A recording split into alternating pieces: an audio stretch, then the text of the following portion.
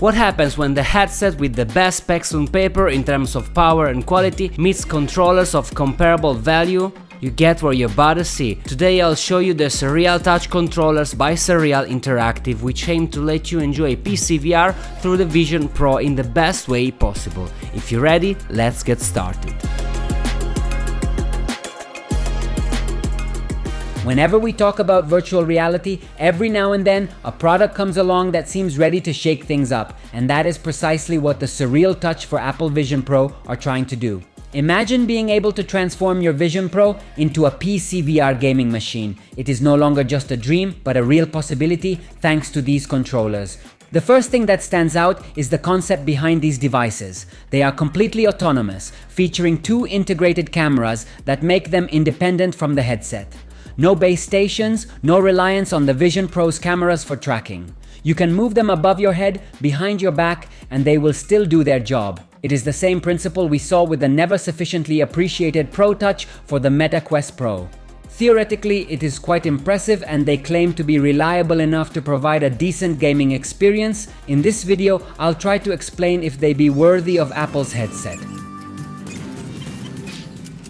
The setup is simpler than you might think, or at least simpler than I expected. You only need two pieces of software: the Surreal customized ALVR executable on your PC to handle game streaming rather like virtual desktop, and an app called Surreal Touch on the Vision Pro, which you can find on the App Store.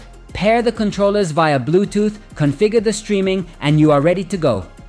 Games like Half-Life, Alex, or Beat Saber become accessible without particular issues, or rather, I had a few problems, but a quick reformat took care of everything with a single click. Before I explain how they work, let me talk about their design and tracking accuracy. The Surreal Touch controllers are solid and well made, giving the impression of being an official product or at least something produced by a well-known partner. They do not have replaceable batteries, which might be a limitation for some, but they recharge with a USB-C cable. The current battery life is around 4 hours. That is not a lot, but it seems the team is working on firmware updates to improve things. Keep in mind, however, that miracles are unlikely, given each controller has two cameras and basically contains a small low-end smartphone chip to handle everything. This, just like with the Quest Pro's Pro Touch controllers, does offer some benefits, such as constant tracking even when the controllers are not in front of the headset. This brings to mind rare cases in which you might place the controller behind your back or in unusual positions for different types of experiences. Plus, there are no direct issues when one controller is placed in front of the other, say when aiming a rifle, so there is no occlusion. Let me make one thing clear though: just because the technology is perfect for this type of controller does not mean it will perform at 100% as if they were native controllers. Allow me to point out that after releasing content on this channel about the Vision Pro, we haven't talked about any accessories because of the way the Vision Pro is built. It doesn't allow comfortable attachments like other headsets. However, given the Vision Pro's weight, partly due to its high-quality materials, Annapro created a soft headband to reduce facial pressure. It attaches to the front and offers decent support. Some of you may already know that this headband isn't adjustable, so it'll depend on your head shape whether it suits you. Barbara, our longtime moderator, collaborator, supporter, and R&D chief operator, found it very comfortable, providing instant relief for long sessions. You can find the Annapro headband on their website, which I've linked in the description. Since technology advances quickly, they already have a Gen 2 model that I've tested, which includes a double layer and a small adjustable part to fit better depending on your face shape, and I can say it's improved for my forehead. It also comes with various pads to fit different face sizes. Plus, there's also a travel case for the Apple Vision Pro, which you can see in the images. It's a universal case, suitable for any small headset, but inspired by the official Vision Pro case with a headset holder and battery slots. Returning to the product, why don't they work like native controllers? It could be for 1,000 reasons. Let's separate the ways you might use them. These controllers can be directly paired with the headset via Bluetooth, but in no way can you use them inside Vision OS as spatially tracked controllers.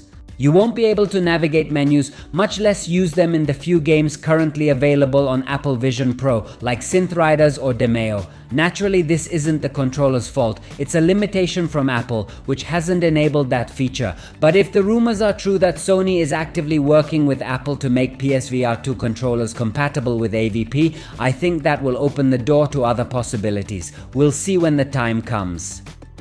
For now, once they're paired, they work like a simple mouse pointer with the button emulating a pinch gesture and nothing more. It follows that the only way to use them is by connecting them to a PC through the ALVR app or the Surreal Touch app, which is basically a slightly customized version of ALVR. Clearly, once connected to the PC, they can be used for any activity that can be carried out on PCVR. This effectively turns a headset not originally intended for gaming into a PCVR device, at least on paper, potentially the most powerful device on the consumer market. The resolution and display are out of the ordinary, as is the cost. So how does it work? Well, in our secret circle, the best way to summarize my thoughts has been the headset works and you can play practically any game, but not so comfortably. Of course, that can depend on many factors. As a piece of hardware, I rate these controllers a 10 out of 10. They are luxury plastic devices that do exactly what you expect, and they are definitely more polished and refined than the Meta Quest 3 touch controllers. But the issue I think is on ALVR, which is not as optimized, refined or polished as say virtual desktop. So if you are not in the best possible situation, your PC wired to the network, a dedicated router positioned just right and all parameters correctly set, the experience is neither pleasant nor smooth. And let me be clear, I am not condemning them mercilessly. The mere fact it works at all is miraculous to me. But we are dealing with a patchwork software that allows AVP to run on a PC plus third-party controllers that rely on a semi-customized version of that software. It is a very fragile system that, while certainly a good tech demo, I personally need to see taken to its maximum potential as soon as possible. Admittedly, AVP just came out in February of this year, so if Surreal got their hands on it at day one and started working immediately, it has only been 6 months, February to August, to build these controllers and write the software for a never-before-seen headset whose capabilities were not even entirely clear. There is obviously some genius behind all this. However, let me repeat, even after following all the recommended steps, using the 5 GHz band on channel 149 and so on, we are still far from the seamless experience one might hope for, considering these controllers cost around $290. In the footage, I played different types of games and the controllers as a product did not disappoint me.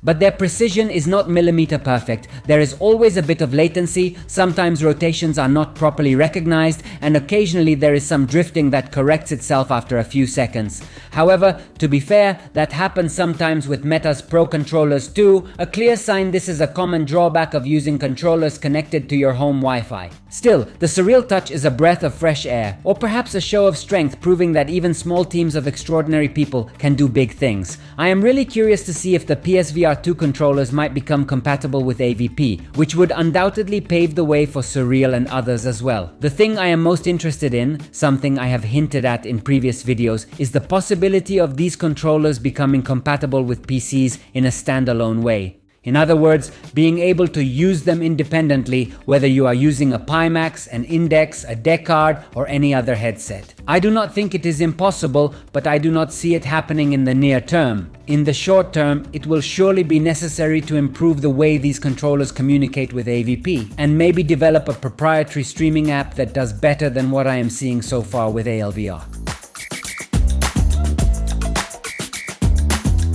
So as you might have guessed, I'm really excited about these controllers, partly because as is happening with some gaming products, even smaller companies can deliver hardware with a premium look and feel. And partly because if these products succeed, we could finally have controllers that work with any headset we choose. What do you think?